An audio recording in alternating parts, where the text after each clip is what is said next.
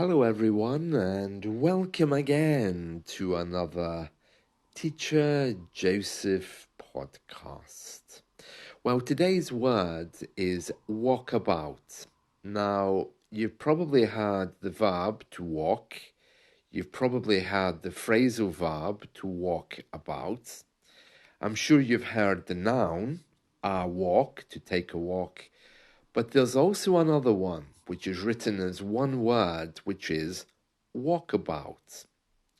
Now, this comes from Australian English, but is very common here in the UK. And we use it when we're walking aimlessly, perhaps to discover a particular area or to meet people who live in the area by chance. Okay? It's a little bit different from taking a walk because it's aimless. There's nothing in mind. You walk out the house and you think, will I turn left or right? I don't know. I'm not sure where I'm going to go. So that's taking a walkabout. A walkabout as one word. Now, some people might just use the word walk. I'm going for a walk. I'm going to discover the new area, whatever. It's not wrong to use the word walk, but walkabout tends to describe your action more appropriately. Let me give you some examples. So imagine that you start a new job.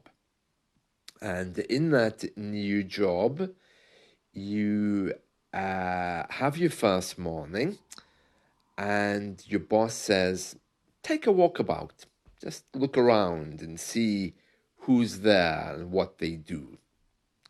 Sometimes at Christmas time, your boss, he might make a walkabout, just walking around aimlessly with nothing in mind, maybe to give out chocolates at Easter time, to give Easter eggs to people. He's walking about, a walkabout. And there we are. That's all it is. So I'm taking a walk, but if you don't know where you're going, you can say it's a walkabout. Now, it's kind of like an informal exploration, going for a walk with the intent to explore an area just to see what happens. Public figures often take walkabouts. Politicians, the royal family, for example, are very trained to make walkabouts. You could just say they're going for a walkabout, or as a verb, they're walking about. You could say that. It's kind of the same, but it would be more grammatically correct to say taking a walkabout. Yeah, the royal family love that, don't they? And as I was mentioning earlier, in business settings also, bosses take walkabouts, so do new employees, just to discover what's happening. Now, this word comes from Australian English because Aborigines, the indigenous Australian people, they have a ceremony.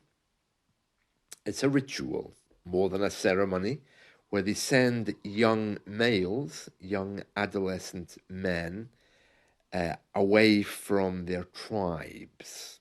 Okay, they send them to their wilderness, into, I think you call it the bush in Australia, as far as I know, to help them grow up quickly, to train them in survival skills, so that they can transition into manhood, learn how to survive. They basically go wandering through the land, not knowing where they're going, and they obviously eat whatever they can find, and they learn about it as well as the spiritual significance of what they're doing, which is all about Aboriginal culture and life, because they're very nomadic, aren't they? They walk around a lot. So that's where it originated. These young men are sent on walkabouts for 6 months. And since that time, British people and other people in the English speaking world, we've adopted that word to mean when we go for long, aimless journeys without a specific destination in mind. If you've ever been to London, there's a chain of pubs called Walkabout, and that chain is Australian. So that's where the word comes from, walkabout. Speaking of walking about, our royal family have a tradition this Easter where they go to church on Sunday and then probably on the way back they'll go for a little walkabout, shake hands with people informally, wish them happy Easter, and then they have their Easter dinner, which is always lamb at Easter time. Did you know that the royal family have very strict protocols? And some of these are a little bit weird. Whenever royals travel, they always take with them black clothes just in case somebody dies while they're away and they have to make public appearances. So they're always prepared. And I suppose because some of them are quite old, they would be nearing death. So it's really important to always have black clothes with you just in case somebody dies when you're away. They have lots of other traditions as well, probably far too many to mention on this podcast, but that's one of the stranger ones. They're kind of always expecting death. People here in the UK, we no longer have any kind of Easter traditions. Easter is something of the past, although the exchange of chocolate eggs is something we do for children. We buy Easter eggs, we give them to kids, and the kids are happy. That's It's been like that for many, many years. I know some places in the world paint eggs, and I'm sure kids here do that as well. But I'm not aware that anyone else does. Easter had a very strong religious significance, but now all of the shops are open. There's no moment during Easter when everything closes. At Christmas, the whole place shuts down for a couple of days, at least one day anyway. But Easter time now, everywhere is open.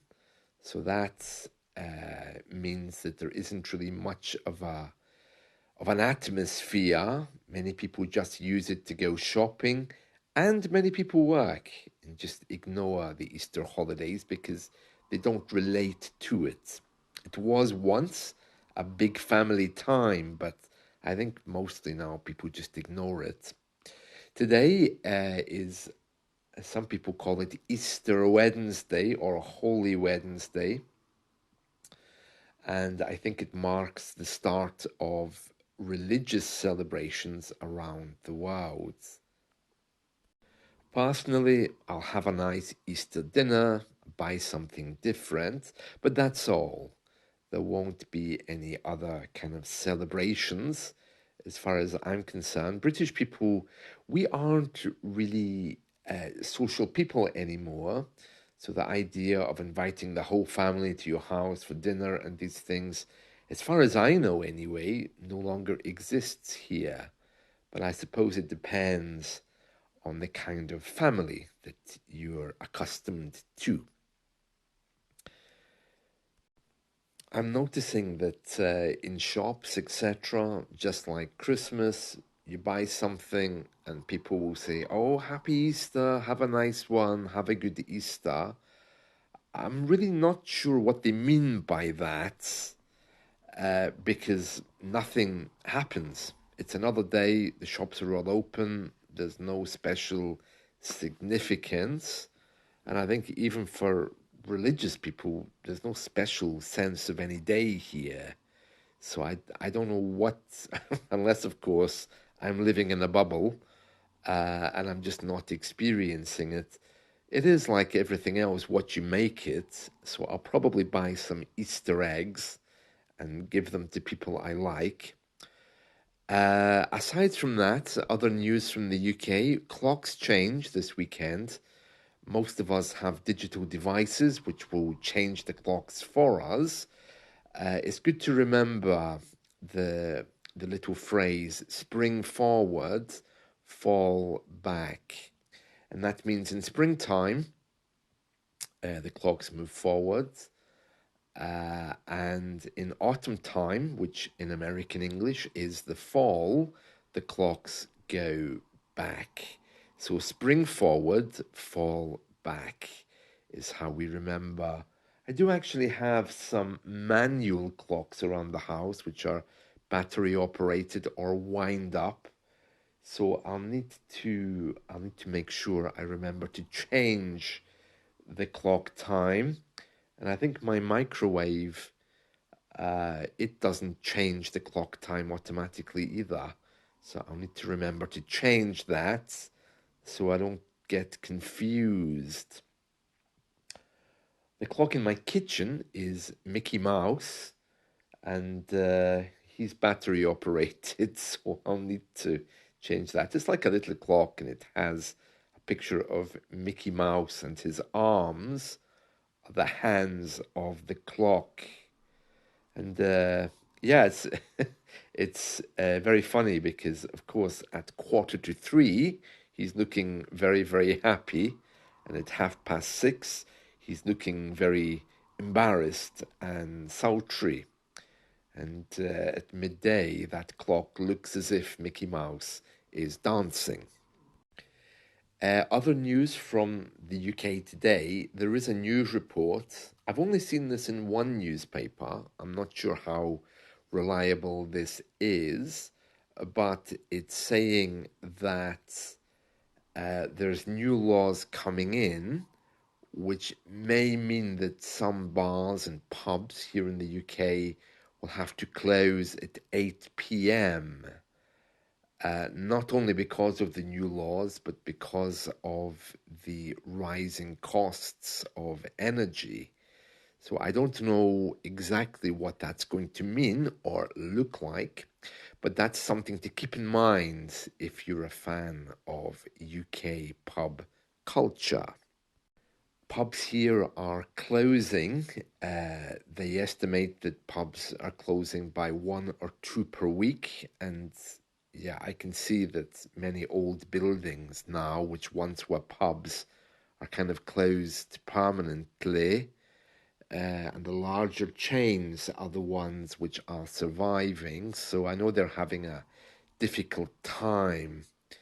And of course, more and more of us don't drink as well. So that's another reason. Some of them are just transforming themselves into cafe bars where coffee is perhaps the most appropriate thing that they sell. So yeah, it's a real time of transformation for UK bars and pubs right now.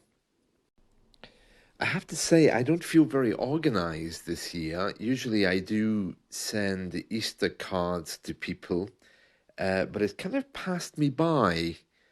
I might still have time to send a few local ones, but this year, I really haven't sent any.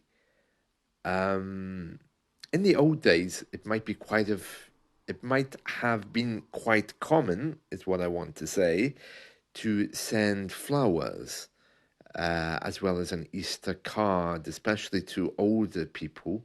That tradition's gone and has been replaced with chocolate, of course.